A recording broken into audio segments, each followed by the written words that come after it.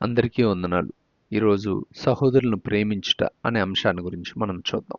యోహాన్ రాసిన మొదటి పత్రిక 1వ అధ్యాయము 5వ వచనం నుంచి మనం చదివినట్లయితే, దేవుడు వెలుగై ఉన్నాడు అనే విషయాన్ని స్పష్టంగా ఆ వాక్య భాగం మనకు తెలియజేస్తుంది.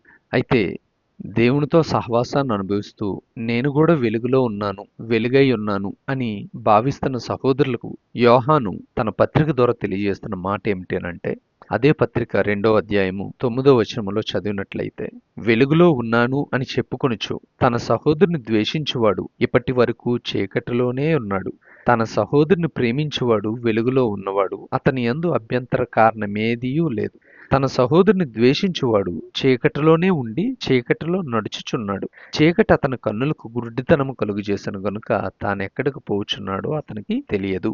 ఈ వాక్య భాగాన్ని మనం గమనించినట్లయితే, దేవుడు వెలుగై ఉన్నాడు, నేను కూడా వెలుగై ఉన్నాను అని భావిస్తూ బ్రతుకుతున్నావేమో. కానీ నీ వెలుగు ఎప్పుడు స్పష్టంగా వెలుగై ఉంటుందనంటే, నీవు సహోదరులను ప్రేమించిన నాడే.